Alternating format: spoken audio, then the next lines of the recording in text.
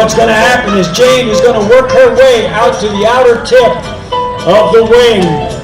She's going to wave from the end strut as she goes by. Now you're asking, Fast Daddy, why do they call it an end strut? Very simple. When you see the airplane go by, look at it. It looks like a capital N. Jane Wicker is out there on the end strut. All right, everybody, let's wave at Jane. She's going to wave back at us. Everybody wave.